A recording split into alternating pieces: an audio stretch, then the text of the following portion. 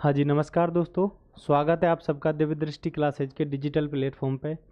कल हमारे सामने दो खुशखबरियाँ आई हैं। पहली खुशखबरी सेकंड ग्रेड को लेके थी, दूसरी वाली जो खुशखबरी थी वो रीट नोटिफिकेशन को लेके थी, है ना। तो आप सभी तैयारी में जुट गए होंगे कल नोटिफिकेशन को देखते ही। ऐसा तो नहीं है कोई जो नोटिफिकेशन को देख के अभी तैयारी में नहीं जुड़ा है, अभी जो और कुछ वेट कर रहा है थोड़ा बहुत। सभी तैयारी में जुट गए हैं ना अपनी में। हमारी मनोविज्ञान की प्रैक्टिस सेट की सीरीज चल रही है। लगभग 75 दिन मान के हमने स्टार्ट किया था। आज हमारी 12वीं क्लास है, 12 नंबर की क्लास है। हमको टोटल 75 क्लासेज करनी है, जिसमें हम केवल साइकोलॉजी के केवल एमसीक्यू हल करते हैं। प्रतिदिन हम 30 प्रश्न हल करते हैं। अगर सभी बच्चे इन 2500 2000 प्रश्नों को हल करते हैं तो लगभग एक भी प्रश्न ऐसा नहीं होगा जो आपको एग्जाम हॉल में बाहर से आ जाए, है ना। यहीं से आपको क्वेश्चन देखने को मिलेगा। Shyam Gurjar sir ji, I am your big fan. Thank you Shyam. Start करते हैं आज की क्लास को। क्वेश्चन नंबर 1, कोहलबर्ग के सिद्धांत के अनुसार, लॉरेंस कोहलबर्ग के सिद्धांत के अनुसार हमें बताना है, लॉरेंस कोहलबर्ग के सिद्धांत के अनुसार बच्चा किस स्तर पर नियमों को स्वीकारता है। लॉरेंस कोहलबर्ग ने जो स्तर बताए, रविता गुर्जर, राम राम सर जी, राम राम रविता जी, आपकी ड्रेस बहुत अच्छी है, थैंक यू थैंक यू। हाँ, तो लॉरेंस कोहलबर्ग साहब ने जो नैतिक विकास है उसके 3 स्तर बताए हैं। 3 अवस्थाएं, अवस्था 6 हैं उनमें, लेकिन स्तर कितने बताएं? 3 स्तर कौन कौन से हैं? पूर्व पारंपरिक स्तर, थैंक यू दुर्गे सर। पूर्व पारंपरिक स्तर, उसके बाद पारंपरिक स्तर, उसके बाद पश्चिम पारंपरिक स्तर। ये 3 स्तर बताएं। Pre conventional level, conventional level और पोस्ट कन्वेंशनल लेवल, ये 3 स्तर कोहलबर्ग साहब ने बताएं। तो जो नियमों को स्वीकार करने की जो प्रवृत्ति है, सामाजिक नियमों को या कानूनी नियमों को जो स्वीकार करने की जो प्रवृत्ति है, ये किस स्तर में, किस अवस्था में पाई जाती है। तो ये जो बात है ये दूसरे वाले स्तर की बात है। कौन से स्तर की बात है? दूसरे स्तर की बात है। दूसरा स्तर कौन सा है? पारंपरिक स्तर। पारंपरिक स्तर। इस स्तर में होता क्या है? जो पारंपरिक स्तर होता है इसमें जो नैतिकता होती है वो इस प्रकार से होती है। पंकज गुजर, राम राम सर जी, राम राम। बोकन कृष्ण, दंडवत प्रणाम, नमस्कार। गोलू मीणा, चतुर्थ श्रेणी कर्मचारी फॉर्म कब तक? चतुर्थ श्रेणी कर्मचारी फॉर्म कब तक? चतुर्थ श्रेणी कर्मचारी फॉर्म कब तक? देखो, अभी तो आपकी साइकोलॉजी की क्लास चल रही है ना।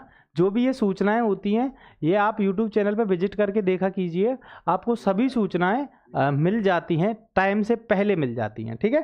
तो अभी की क्लास में अपन कर्मचारी जो चतुर्थ श्रेणी फॉर्म है इनके बारे में अपन चर्चा नहीं करेंगे, है ना। हालांकि ये जो चतुर्थ श्रेणी का जो फॉर्म है ये कल शायद नोटिफिकेशन आउट हो गया सर। हाँ, आज वीडियो भी डाल दिया है, यूट्यूब पे वीडियो है, उसको विस्तार से देख सकते हैं, उसमें इसके बारे में विस्तृत रूप में बताया गया है, ठीक है। अभी यहाँ फोकस करते हैं साइकोलॉजी पे, ठीक है। तो दूसरा वाला स्तर है पारंपरिक स्तर है। इससे पहला कौन सा है? पूर्व पारंपरिक स्तर। इसके बाद वाला कौन सा है? पश्चिम पारंपरिक स्तर। तो इस स्तर में क्या होता है? जो बालक नैतिक नियमों को मानता है वो इसलिए मानता है ताकि समाज में, परिवार में, गांव में, शहर में लोग उस बच्चे के बारे में ये कहें कि ये बच्चा है जो बहुत अच्छा है ना। क्या कहें? ये बच्चा बहुत अच्छा है। इसी उम्र को कोहलबर्ग साहब ने क्या बताया था? गुड बॉय नाइस गर्ल वाली age. Good boy nice girl वाली एज, ठीक है। चलते हैं आगे। तो इसका आंसर क्या है? इसका आंसर है पारंपरिक स्तर। चलते हैं अगले क्वेश्चन पे। कोहलबर्ग के नैतिक विकास के चरणों में सामाजिक मानदंडों के अनुरूपता में देखी जा सकती है। सेम वही वाली बात है। सामाजिक मानदंड क्या है? वही नियम है ना। सामाजिक मानदंड क्या है? वही नियम है। हमको आपसे पूछना, ग्रेट जॉब सर जी। पंकज कहाँ से हो भाई? अरे आपस में चर्चा कर रहे हो है ना, कर लो। तो कोहलबर्ग के नैतिक विकास के चरणों में सामाजिक मानदंडों का मतलब क्या है, वही नियमों वाली बात आ गई, जो समाज के जो नियम हैं उनका पालन होता है इसमें, ठीक है। तो कौन सी वाली अवस्था है, सेम वही आंसर रहेगा इसका, है ना, सेम वही आंसर रहेगा। पारंपरिक स्तर में ये होता है जो समाज के मानदंडों को या नियमों को मानता है बच्चा, ठीक है। चलते हैं अगले क्वेश्चन पे।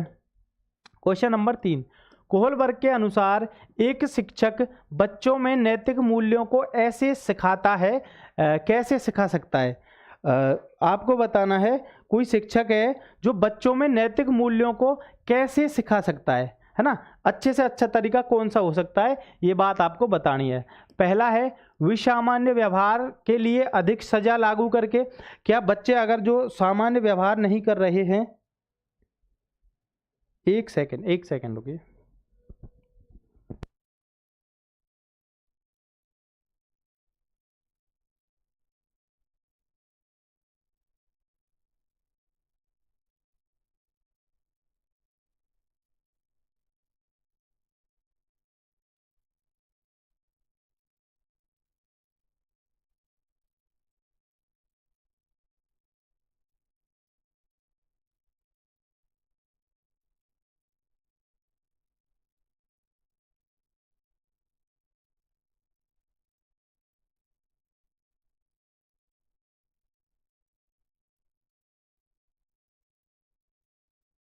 हाँ चलो कोई नहीं, आगे चलते हैं अगले क्वेश्चन पे। कोहलबर्ग के अनुसार एक शिक्षक बच्चों में नैतिक मूल्यों को कैसे सिखा सकता है, एक अच्छे से अच्छा तरीका कैसा हो सकता है ताकि वो बच्चों को नैतिक मूल्य सिखा पाए। विसामान्य व्यवहार के लिए अधिक सजा लागू करके, अगर बच्चे अच्छा व्यवहार नहीं कर रहे हैं, है ना, गुरुजी इतना अर्जेंट कॉल आया है क्या, पढ़ाई में डिस्टर्ब हो गया क्या, अरे नहीं सचिन जी ऐसा कुछ नहीं है, ऐसा कुछ नहीं है, वो सर का कॉल आया था, वो बोल रहे थे कि जो आप मोबाइल में कमेंट देख रहे हो उसके बजाय आप स्क्रीन पे कमेंट देख लो सर, है ना। तो अभी मैंने स्क्रीन मेरे सामने करवा ली है सर से, तो अभी मैं आपके जो कमेंट हैं उनको सामने स्क्रीन पे देख पा रहा हूँ। पहले मैं आपके जो कमेंट है उन कमेंट को मोबाइल में यहाँ रख के देख रहा था, ठीक है।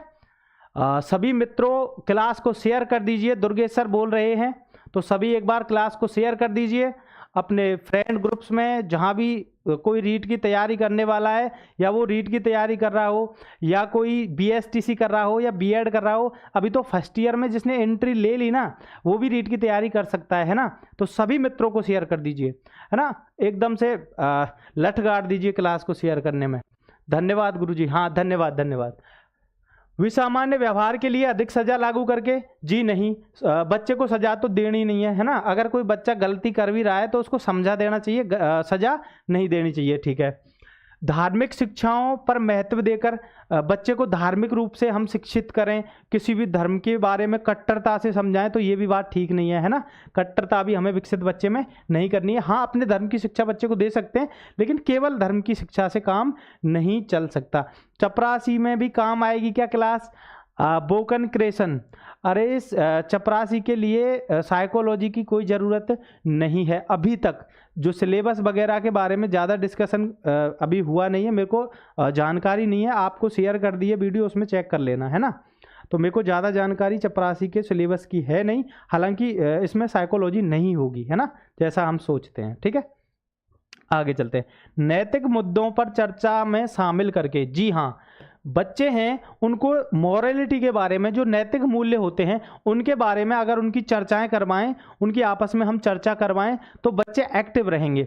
जब बच्चे चर्चा में शामिल होते हैं तो वो बहुत ज़्यादा एक्टिव हो जाते हैं, और जो एक्टिव रहेंगे तो ज़्यादा सीखेंगे, है ना। अगर बच्चे एक्टिव रहेंगे तो ज़्यादा सीखेंगे, इसका मतलब ये बात बिल्कुल करेक्ट हो गई। अतिरिक्त कक्षाओं से नैतिक विकास पे कोई इफेक्ट नहीं पड़ेगा, ठीक है। तो अच्छे से कैसे सिखा पाएंगे, उन बच्चों को नैतिक जो मुद्दे हैं उन पे चर्चा करवाएं, है ना। कैसे चर्चा करवाएं कि आपने 5 बच्चों को बुलाया क्लास में से, उनको सामने बैठा दिया 5 को एक साथ, अब उनको एक टॉपिक दे दिया कोई भी कि समाज में स्त्रियों की इज्जत कितनी करनी चाहिए, कैसे करनी चाहिए, कैसे नहीं करनी चाहिए। तो इस बारे में अगर बच्चों को देंगे तो वो इसके बारे में अपने अच्छे अच्छे जो नैतिक विचार हैं उनको डेवलप कर पाएंगे, है ना। सचिन जी आप कुछ नहीं जानते शायद, चलो आगे चलते हैं अगले क्वेश्चन पे, ठीक है। निम्नांकित में से किसने बच्चों में नैतिक विकास का अध्ययन किया है? ऐसा कौन सा मनोवैज्ञानिक है जिसने बच्चों में सर डिस्टर्ब मत करो या सर को डिस्टर्ब मत करो। निम्नांकित में से किसने बच्चों में नैतिक विकास का अध्ययन किया था? तो ऐसे कौन से मनोवैज्ञानिक हैं जिन्होंने नैतिक विकास का अध्ययन किया था? नैतिक विकास का अध्ययन सबसे पहले जीन पियाजे साहब ने किया था। किसने किया था? जीन पियाजे साहब ने किया था। उन्हीं से प्रभावित होकर, उन्हीं से प्रेरित होकर लॉरेंस कोहलबर्ग साहब ने नैतिक विकास का सिद्धांत दिया। इसका मतलब जो जीन पियाजे साहब का नैतिक विकास का सिद्धांत था उसकी कॉपी कोहलबर्ग का सिद्धांत नहीं था, लेकिन उनसे प्रभावित जरूर था। ठीक है, इसका मतलब पहला किसने दिया? जीन पियाजे ने। दूसरा किसने दिया? लॉरेंस कोहलबर्ग ने। तो दोनों सही हो जाएंगे, ए और बी दोनों। चलते हैं अगले क्वेश्चन पे। गामक विकास से हमारा तात्पर्य मांसपेशियों के विकास से है पैरा से उचित उपयोग कैसे कर सकते हैं? मतलब जो गामक विकास है इसका मुख्य उपयोग क्या है? जो मोटर स्किल डेवलपमेंट है इसका मुख्य उपयोग क्या है? ये शारीरिक विकास का भाग है, ये बात आप सभी जानते हैं, है ना। शारीरिक विकास का भाग है, शारीरिक विकास का भाग है। मांसपेशियों का बढ़ना भी क्या है? शारीरिक विकास का भाग है। तो इसका उपयोग हम कैसे करते हैं? अगर कोई बच्चा है वो मांसपेशियों को मजबूत करता है, शारीरिक विकास को अच्छा करता है और गामक कौशल भी सीखता है, तो इससे किस चीज़ में इजाफा होगा? उस बच्चे के मस्तिष्क और आत्मा में जी नहीं, अधिगम और शिक्षा में जी नहीं, प्रशिक्षण और अधिगम में जी नहीं, शक्ति और गति में। किस में होगा? शक्ति और गति में, क्योंकि जो शारीरिक विकास है वो सबसे ज़्यादा शक्ति और गति को प्रभावित करता है। चलते हैं अगले क्वेश्चन पे। कौन से कौशल में शरीर और हाथ आंख समन्वय की छोटी मांसपेशियां सम्मिलित होती हैं? यह है हैंड आई कोऑर्डिनेशन, है ना। Hand eye coordination.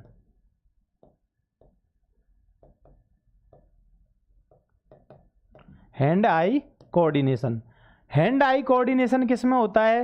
ये होता है सूक्ष्म गतिक कौशल में। किसमें? सूक्ष्म गतिक कौशल में। सबसे ज़्यादा हैंड आई कोऑर्डिनेशन किस में होता है? सूक्ष्म गतिक कौशल में। जैसे कोई ड्राइवर है, वो किसी वाहन को चला रहा है, तो वो अपने हाथों का मूवमेंट अपनी आंखों से तय करता है। आंखों से वो देखता है कौन सी साइड लेनी है, कितनी जगह है, और वो अपने हाथों से करता है। कोई क्रिकेटर है, वो अच्छा क्रिकेटर है, अच्छा शॉट लगाने के लिए वो क्या करता है? वो हैंड आई कोऑर्डिनेशन करता है। क्या करता है? Hand eye coordination. बॉल की रफ्तार को देखकर आंखों से उसको अपने हाथों से उस हिसाब से बैट को घुमाता है कि जो आंखों का और हाथों का जो कोऑर्डिनेशन है वो उसमें साफ दिखता है। तो ये कौन सी वाली बात है? फाइन मोटर स्किल वाली। कौन सी? Fine motor skill. Fine motor skill. अगर इंग्लिश में याद रखेंगे तो कभी गड़बड़ी नहीं होगी, हिंदी में रखेंगे तो ऐसे गड़बड़ी हो जाएगी, है ना। हिंदी में रखेंगे तो ऐसे गड़बड़ी हो जाएगी। उत्कृष्ट मोटर कौशल, ये सही बात है। उत्कृष्ट गतिक कौशल, ये भी सही बात है। लेकिन अगर अंग्रेजी देखेंगे तो इसमें क्या है? Fine motor skill. Fine motor skill जिसमें होगा वो बिल्कुल सही हो जाएगा। Jetharam, good evening sir. Good evening भैया, है ना। उसके बाद ये जो शकल है ये है स्थूल कौशल, है ना, जिसमें हैंड आई कोऑर्डिनेशन का ज़्यादा काम नहीं होता, शरीर से ज़्यादा काम होता है, दिमाग का उपयोग मिनिमम होता है। जैसे चलना, दौड़ना, उठना, बैठना, इसमें किसका प्रयोग ज़्यादा होता है? शरीर का। तो ये कैसा हो जाएगा? स्थूल। स्थूल को बोलते हैं इसमें ग्रॉस, है ना। दूसरा कौशल कौन सा है? Gross motor skill. तो ग्रॉस मोटर स्किल और फाइन मोटर स्किल के बारे में अपनी जो पुरानी क्लासेज हैं, इससे पहले जो क्लास हुई हैं, उनको अगर आप अच्छे से देखोगे तो मैंने कई क्लासों में बड़े विस्तार से आपको समझाया है। ठीक है, ज़्यादा दिमाग लगाने की ज़रूरत नहीं है। सभी बच्चों में सार्वभौमिक रूप से पाई जाने वाली अर्जन प्रविधि लैंग्वेज एक्विजिशन डिवाइस LAD कल परसों की क्लास में आपने अच्छे से पढ़ा होगा। LAD, नोम चॉम्स्की साहब का नाम मैंने बताया था। इन्होंने बताया था कोई भी बच्चा जो पैदा होता है, भगवान उसको एक यंत्र लगा के भेजता है। कौन सा यंत्र लगा के भेजता है? LAD। कौन सा यंत्र लगा के भेजता है भगवान? LAD क्या है? लैंग्वेज एक्विजिशन डिवाइस, मतलब भाषा ग्रहण करने का, भाषा अर्जन का एक यंत्र लगा के भगवान बच्चे को भेजता है। ठीक है भैया, ये किसने बताया था? नोम चॉम्स्की साहब ने, है ना। नोम चॉम्स्की साहब ने। चलते हैं अगले क्वेश्चन पे। किसने प्रस्तावित किया कि भाषा और विचार स्वतंत्र हैं? एक मनोवैज्ञानिक हैं जो कहते हैं भाषा और विचार स्वतंत्र हैं। एक मनोवैज्ञानिक कहते हैं कि विचारों से भाषा निर्धारित होती है। क्या कहते हैं? विचारों से भाषा निर्धारित होती है। तो लेव वाइगोत्स्की और जीन पियाजे, दो नाम इसमें हम देखेंगे। लेव वाइगोत्स्की साहब क्या कहते हैं कि स्टार्टिंग में भाषा और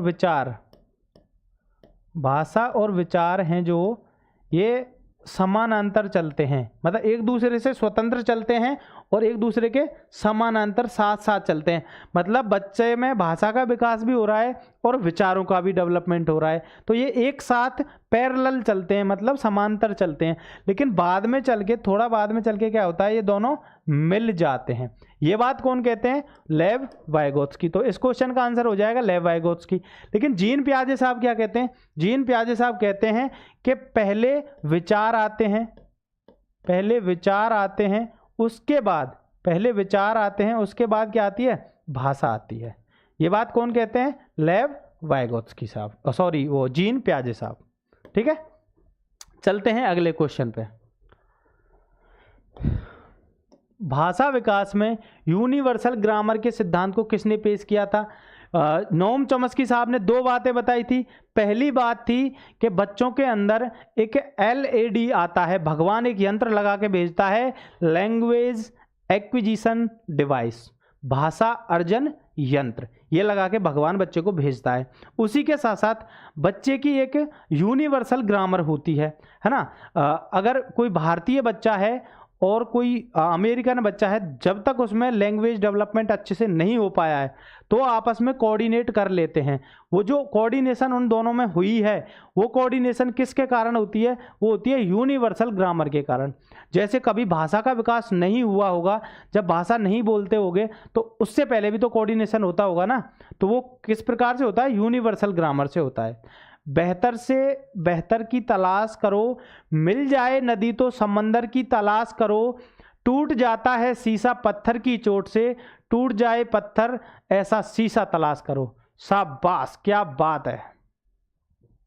चलते हैं आगे। इसका है यूनिवर्सल ग्रामर वाला नोम चॉम्स्की साहब का।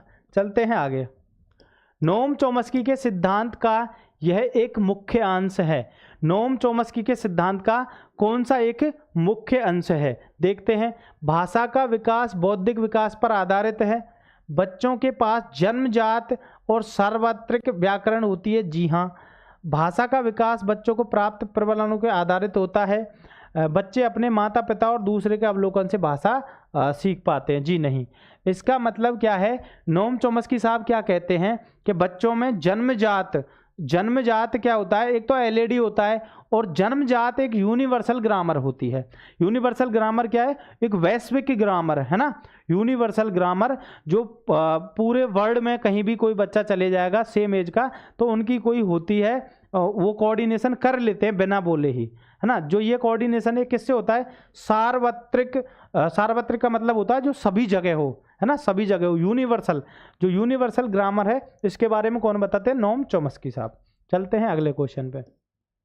किशोर अवस्था के दौरान विकासात्मक परिवर्तनों के फलस्वरूप होने वाली एक मुख्य समस्या क्या है?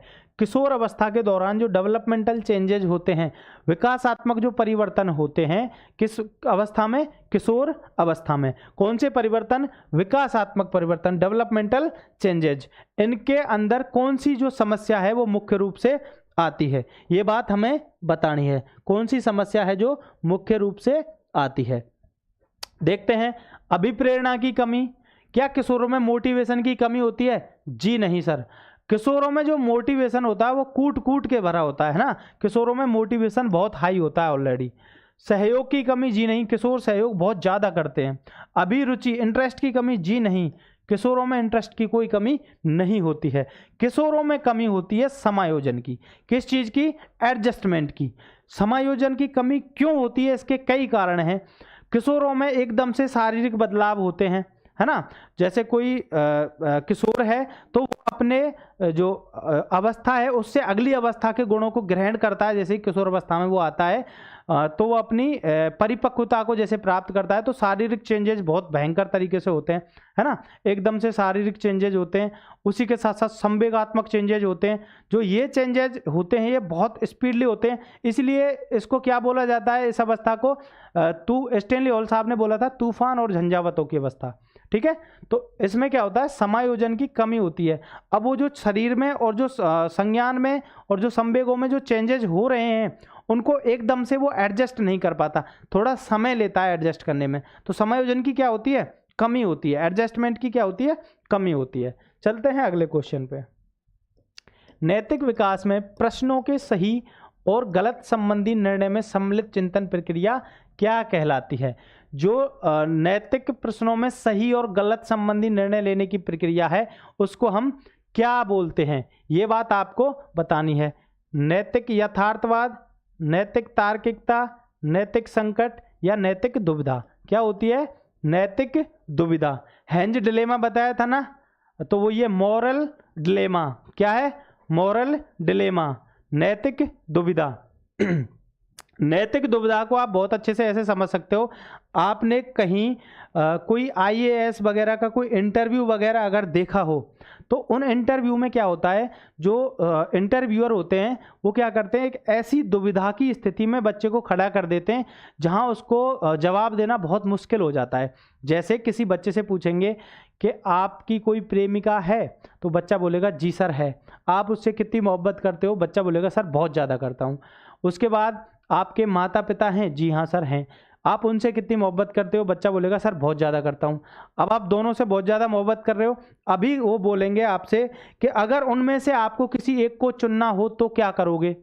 ये कैसी स्थिति है, ये बहुत ज़्यादा मॉरलिटी के पैमाने पर बहुत ज़्यादा दुविधाजनक स्थिति है ना।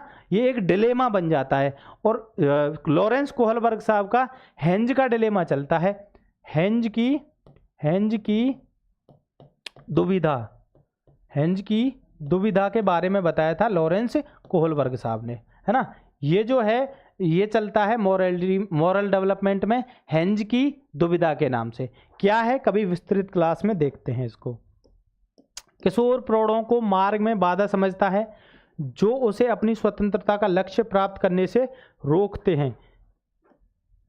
किशोर होता है जो प्रौढ़ों को, अपने से बड़ों को अपने मार्ग में बाधा समझता है। वो समझता है कि जो ये प्रौढ़ हैं, हमसे बड़े हैं, ये हमको हमारे लक्ष्यों को प्राप्त करने से रोक रहे हैं, ये हमारे लिए क्या हैं, बाधा हैं। तो ये बात किसने बोली थी, कॉल सनेक साहब ने। किसने बोली थी, कॉल सनेक साहब ने। चलते हैं अगले क्वेश्चन पे। 11 या 12 वर्ष की आयु में बालक की नसों में ज्वार उठता है, ज्वार उठना शुरू हो जाता है। यह कथन किसका है, यह कथन हैडो कमेटी ने बताया था। किसका है, हैडो कमेटी का। चलते हैं अगले क्वेश्चन पे। कौन सी किशोर अवस्था में सामाजिक विकास की विशेषता नहीं है। विपरीत लिंग की ओर आकर्षण किशोर अवस्था में ये होता है क्या, जी हाँ सर होता है। अभिरुचि का विस्तारण, जी हाँ सर होता है। सामाजिक क्रियाकलाप में कमी, ये नहीं होती, है ना, ये नहीं होती। बढ़ा हुआ संघीय प्रभाव, जी हाँ, अपने दोस्तों का प्रभाव किशोर पे सबसे ज़्यादा पड़ता है। अभिरुचि का विस्तारण होता है, जो इंटरेस्ट होता है वो बहुत ज़्यादा बढ़ता है, अलग अलग क्षेत्रों में बढ़ता है और बहुत ज़्यादा मात्रा में बढ़ता है। ठीक है, उसके साथ विपरीत लिंगी आकर्षण होता है। लड़के लड़कियों की ओर अट्रैक्ट होते हैं और लड़कियां लड़कों की ओर अट्रैक्ट होती हैं। इसका मतलब विषम लिंगी या विपरीत लिंगी आकर्षण भी होता है। सामाजिक क्रियाकलाप में कमी नहीं होती है, सामाजिक क्रियाकलाप में क्या होती है, अधिकता होती है। इसका मतलब इसका आंसर क्या हो जाएगा, इसका आंसर हो जाएगा ऑप्शन नंबर सी। चलते हैं अगले क्वेश्चन पे। किशोर अवस्था में लड़कों की आवाज़ भारी हो जाती है। किशोर अवस्था में जो लड़कों की आवाज़ है वो भारी क्यों हो जाती है, ये बात हमें बतानी है। क्यों हो जाती है, ग्रसनी फेरिक्स के बढ़ने के कारण, जी नहीं। श्वास नली के बढ़ने के, भोजन की नली से बढ़ने से क्या आवाज़ भारी होती है, नहीं। श्वास की से, जी नहीं। वायु नली के बढ़ने से, जी नहीं। कंठनाल लैरिक्स के बढ़ने से ये हो जाती है। जो मोटी आवाज़ लड़कों में होती है किशोर अवस्था में, किशोर अवस्था के बाद धीरे धीरे जो मोटी आवाज़ होती है ये किस कारण से होती है? लैरिक्स या कंठनाल के बढ़ने के कारण होती है। चलते हैं अगले क्वेश्चन पे। निम्नलिखित में से कौन सा संवेग युयुत्सा की मूल प्रवृत्ति से संबंधित है? युयुत्सा की जो मूल प्रवृत्ति है इससे जो संबंधित संवेग है वो है क्रोध। कौन सा है? क्रोध। चलते हैं अगले क्वेश्चन पे।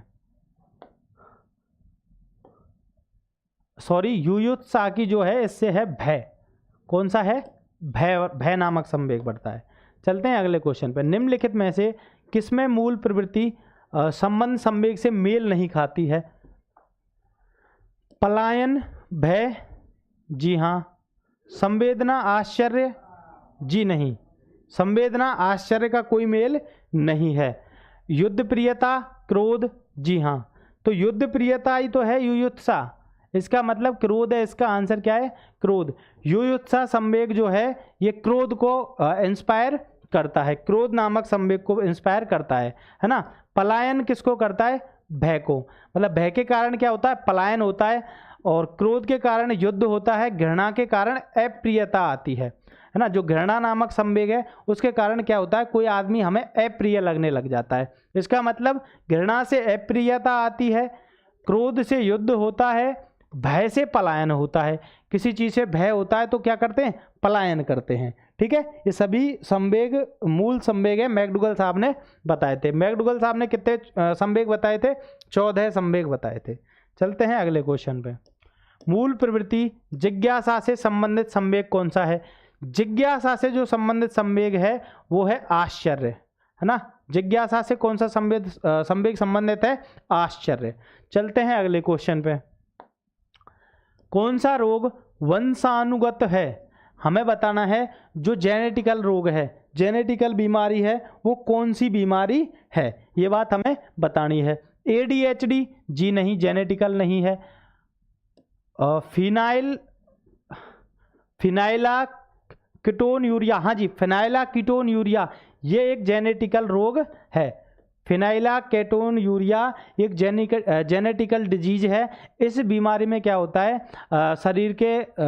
शरीर से बदबू आने लग जाती है, आदमी के शरीर से बदबू आने लग जाती है, टॉयलेट से बदबू आने लग जाती है ना। तो ये रोग कैसा है? जेनेटिकल है। पार्किंसंस, जी नहीं। HIV एड्स, जी नहीं। तो इसमें वंशानुगत रोग कौन सा है?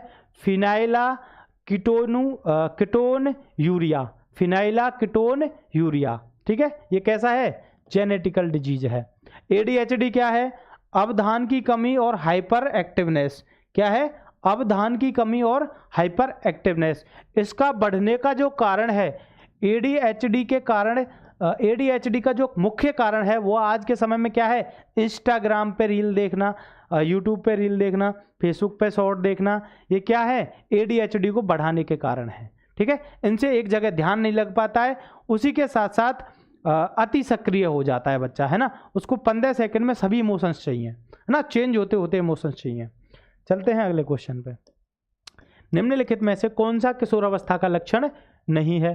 शारीरिक परिवर्तन, व्यवहार में स्थिरता, अस्थिरता की समस्या, संवेगात्मक समस्याएं।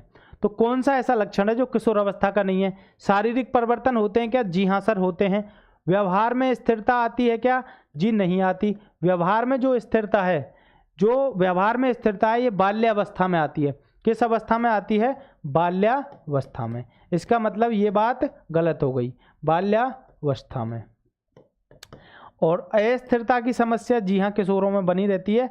संवेगात्मक समस्याएं भी किशोरों में रहती हैं। इसका मतलब इसका आंसर हो जाएगा ऑप्शन नंबर बी। चलते हैं अगले क्वेश्चन पे। किशोर अवस्था के समय में बालक का मानसिक विकास, मेंटल डेवलपमेंट पहुंच जाता है। जो किशोर अवस्था है उसमें बालक का मानसिक विकास है वो अपने चरम पर, अपनी उच्चतम अवस्था में, अपने हाईएस्ट पीक पर पहुंच जाता है। कौन सी अवस्था में? किशोर अवस्था में। तो सर्वाधिक हो जाता है, मानसिक विकास क्या हो जाता है? सर्वाधिक हो जाता है। पतन होता है, जी नहीं। अत्यधिक समस्याग्रस्त, जी नहीं। आसान जीवन, जी नहीं। इसका आंसर क्या हो जाएगा? Option number B. चलते हैं अगले क्वेश्चन पे। किशोर अवस्था की मुख्य विशेषता निम्नलिखित में से है? किशोर अवस्था की मुख्य विशेषता निम्नलिखित में से कौन सी है। अब इस क्वेश्चन को पढ़ने से पहले आपको थोड़ा अपना दिमाग लगाना होगा, है ना। जैसे कोई बच्चा है, उसमें शैशवावस्था में कोई गुण आया, शैशवावस्था में उसमें किसी चीज़ का डेवलपमेंट हुआ, तो क्या वो बाल्यावस्था में रहेगी? जी हाँ सर, रह सकती है। अगर कोई चीज़ बाल्यावस्था में डेवलप हुई, क्या वो किशोरावस्था में रहेगी? जी हाँ सर, रह सकती है। इसका मतलब कोई बाल्यावस्था का डेवलपमेंट किशोरावस्था में चल सकता है, लेकिन जो किशोरावस्था में होने वाला वो पहले बाल्यावस्था में नहीं होता है। इसका मतलब ये जो आत्म गौरव है, सेल्फ प्राइड, है ना, सेल्फ प्राइड बच्चे में बाल्यावस्था में स्टार्ट हो जाता है। सेल्फ प्राइड कब आने लग जाता है? बाल्यावस्था में आने लग जाता है। क्रिएटिविटी, रचनात्मकता कब आ जाती है बच्चे में? क्रिएटिविटी कब आ जाती है? बाल्यावस्था में। सामाजिक प्रवृत्ति, समाज में घुलना मिलना बच्चा कब स्टार्ट कर देता है? जब वो 6 वर्ष का होता है और विद्यालय जाने लगता है, तो समाज में घुलना मिलना स्टार्ट कर देता है। ठीक है, इसका मतलब ये सभी बातें किसकी हैं? बाल्यावस्था की। आत्मचेतना है जो, ये आती है सर किशोरावस्था में। इसका आंसर क्या हो जाएगा? Option number D. आत्मचेतना क्या है? खुद के बारे में सोचने लगता है, खुद के बारे में जानने लगता है, खुद का वजूद देखने लगता है, खुद की पहचान देखने लगता है। एरिक एरिक्सन साहब ने बताया था ना, पहचान बनाम भूमिका भ्रांति। तो ये कौन सी अवस्था की बात है? किशोर अवस्था की बात है। चलते हैं अगले क्वेश्चन पे। निम्नांकित में से किस मनोवैज्ञानिक ने संज्ञानात्मक विकास में समाज और संस्कृति की महत्ता पर बल दिया था? जो लेव वाइगोत्स्की साहब हैं, ये समाज और संस्कृति को बहुत महत्व देते थे। इनके जो डेवलपमेंटल थ्योरी है, उसका नाम ही क्या था? उसका नाम था सामाजिक सांस्कृतिक संज्ञानात्मक विकास का सिद्धांत। कौन है? लेव वाइगोत्स्की। चलते हैं अगले क्वेश्चन पे। अनौपचारिक वार्तालाप और औपचारिक स्कूलिंग दोनों के द्वारा वयस्क बालकों तक उन तरीकों से पहुंचते हैं जिससे दुनिया को उनकी संस्कृति व्याख्या करती है और प्रतिक्रिया करती है। जो बच्चे हैं, वो कोई बालक हैं, वो वयस्क अवस्था में पहुंचने से पहले समाज में देखकर, समाज के नियमों को देखकर और उनकी औपचारिक वार्तालाप और अनौपचारिक वार्तालाप। औपचारिक वार्तालाप क्या है? औपचारिक शिक्षा होती है, जो विद्यालय वगैरह में जाते हैं बच्चे, वहाँ औपचारिक रूप से कुछ सीखते हैं, कुछ अपने घर में, समाज में, मित्रों से, यारों से, अड़ोस में, पड़ोस में जो अनौपचारिक बातें सीखते हैं। इन दोनों का मिश्रण करके, है ना, इनकी अंतःक्रिया से जो बच्चे हैं वो अपने भावी जीवन को बनाते हैं। ये बात कौन बताते हैं? ये बताते हैं लेव वाइगोत्स्की साहब। कौन बताते हैं? लेव वाइगोत्स्की साहब। चलते हैं अगले क्वेश्चन पे। संज्ञान से तात्पर्य उस प्रक्रिया से है जो है। संज्ञान से तात्पर्य किस प्रक्रिया से है? जानने को तैयार, जी हाँ। वृद्धि के लिए सीखना, जी नहीं। सीखने के लिए वृद्धि, जी नहीं। संवेगात्मक विकास, जी नहीं। संज्ञानात्मक विकास है, कॉग्निटिव विकास है। उससे हम क्या समझ सकते हैं? उससे हम ये समझ सकते हैं कोई बच्चा है वो जानने के लिए तैयार है ना, रेडी टू नो, समझने के लिए, जानने के लिए तैयार। तो इसका आंसर ए हो जाएगा। चलते हैं अगले क्वेश्चन पे। संज्ञान का अर्थ क्या है? संज्ञान का अर्थ क्या है? कर्म या कार्य। कर्म वह भाषा के माध्यम से स्वयं और दुनिया को समझना, जी हाँ। कर्म और भाषा के माध्यम से, किसी के कार्यों के और बोलचाल से, भाषा से खुद को और दुनिया को समझना, ये क्या है? संज्ञान है। क्या है? संज्ञान है, मानसिक विकास है। तो इसका ये सही आंसर हो जाएगा। चलते हैं अगले क्वेश्चन पे। संज्ञानात्मक विकास कॉग्निटिव डेवलपमेंट का निर्धारक है। संज्ञानात्मक विकास का जो निर्धारक है वो क्या है? संज्ञानात्मक विकास हो, शारीरिक विकास हो या सामाजिक विकास हो, इन सभी जो विकास के पहलू हैं, सभी जो विकास के पक्ष हैं, इनका एक मुख्य निर्धारक है वंशक्रम और वातावरण की अंतःक्रिया, है ना। ये तो विकास के सभी पक्षों के निर्धारक हैं, लेकिन पर्टिकुलर किसी विकास के फील्ड में पर्टिकुलर किसी एक की थोड़ी ज़्यादा महत्ता हो जाती है, तो उसका निर्धारक हम उसी चीज़ को मान लेते हैं। जैसे संज्ञानात्मक जो विकास है, इसमें कौन सा ऐसा पहलू है जिसका ज़्यादा योगदान है, इसीलिए उसको हम इसका निर्धारक मान सकते हैं। तो कौन सा है? परिवार का ज़्यादा है, जी नहीं। मानसिक विकास में परिवार का इतना नहीं है, विद्यालय का भी इतना नहीं है, आयु का भी नहीं है और लिंग का भी नहीं है। इसका मतलब क्या है? आनुवांशिकता का है। सॉरी। आनुवंशिकता का है। चलते हैं अगले क्वेश्चन पे। निम्नलिखित में से किसे संज्ञानात्मक प्रक्रिया की विशेषताओं में सम्मिलित नहीं किया जा सकता? कौन सी ऐसी चीज है जिसको संज्ञानात्मक प्रक्रिया की विशेषताओं में सम्मिलित नहीं कर सकते हैं? देखते हैं। संज्ञानात्मक प्रक्रियाएं सक्रिय होती हैं, जी हाँ। संज्ञानात्मक प्रक्रियाएं दक्ष व विशुद्ध होती हैं, जी हाँ। संज्ञानात्मक प्रक्रियाएं प्रत्यक्ष रूप से प्रेक्षणीय होती हैं। मेंटल प्रोसेस, संज्ञानात्मक प्रक्रियाएं प्रत्यक्ष रूप से प्रेक्षणीय होती हैं क्या? जी नहीं होती। इस लाइन का मतलब अगर आपको पता है तो सीधा सा आंसर है, केवल हिंदी का अर्थ आपको पता होना चाहिए एग्जैक्ट कहना क्या चाह रहा है। इसमें क्या कह रहा है, जो मानसिक प्रक्रियाएं हैं, जो मेंटल प्रोसेस हैं, क्या वो सामान्य रूप से देख सकते हैं क्या उनको? ये बात है इसमें। जैसे कोई बच्चा है ना, कोई बच्चा है और वो ABCD सीख रहा है, ABCD सीख रहा है, तो वो जो सीख जाएगा, जिसका अधिगम हो जाएगा, उसको तो हम देख सकते हैं।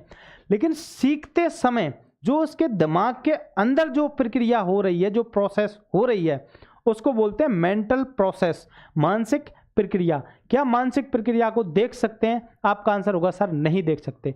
जैसे कंप्यूटर में आप इनपुट को देख सकते हैं, जो चीज़ इनपुट की जा रही है, आउटपुट को देख सकते हैं, जो चीज़ उसका रिजल्ट निकल के आ रही है, लेकिन कंप्यूटर के अंदर जो प्रोसेस होती है, उस प्रोसेस का प्रत्यक्षीकरण संभव नहीं है। ठीक है, तो इसका मतलब ये प्रेक्षणीय नहीं है, प्रत्यक्ष रूप से नहीं देख सकते हैं। चलते हैं आगे। आज का अंतिम क्वेश्चन, संज्ञानात्मक विकास में वंश क्रम निर्धारित करता है। संज्ञानात्मक विकास में जो वंश क्रम है वो किस चीज को निर्धारित करता है? अब वंश क्रम मस्तिष्क जैसी शारीरिक संरचना के मूलभूत स्वभाव को, जी हाँ सर। शारीरिक संरचना के विकास को क्या वंश क्रम निर्धारित करता है? जी हाँ सर करता है। लेकिन संज्ञानात्मक विकास के अंदर शारीरिक विकास नहीं आता है, तो इसका मतलब ये क्या है? गलत बात है। सहज प्रतिवर्ती क्रियाओं के अस्तित्व को करता है, लेकिन संज्ञानात्मक विकास के अंदर ये नहीं आती हैं। उसके मतलब उपयुक्त सभी तो हो ही नहीं सकता, दो आंसर नहीं है। इसका आंसर क्या है? Option number A. आज का ये अंतिम क्वेश्चन था अपना। आज की अपनी क्लास कैसी लगी? अच्छी लगी हो तो कमेंट बॉक्स में इसकी राय जरूर दें, है ना। और जो बच्चे 4th ग्रेड के बारे में पूछ रहे थे, चतुर्थ श्रेणी भर्ती के बारे में जो पूछ रहे थे, वो एक बार YouTube चैनल पे विजिट करें, नहीं तो इस क्लास के नीचे लिंक लगवा दी जाएगी। उस क्लास में, उस वीडियो में आप देख सकते हैं 4th ग्रेड की जो वैकेंसी हैं लगभग 52,000 आई हैं, और कैसे कैसे आई हैं, किस किस विभाग में आई है, ये सभी जानकारी उसमें सर ने दी हुई है। ठीक है, बाकी अपने जो प्रैक्टिस सेट चल रहे हैं, मैं आपको विश्वास दिलाता हूं कि अगर आप इन प्रैक्टिस सेट्स को कंप्लीट कर लेते हैं तो सिंगल एक ऐसा क्वेश्चन नहीं होगा जो आपको परीक्षा में कहीं बाहर से देखने को मिल जाए, है ना। लेकिन शर्त क्या है? आपको मेरे साथ लगातार जब तक आपका पेपर हो तब तक मेहनत करनी होगी।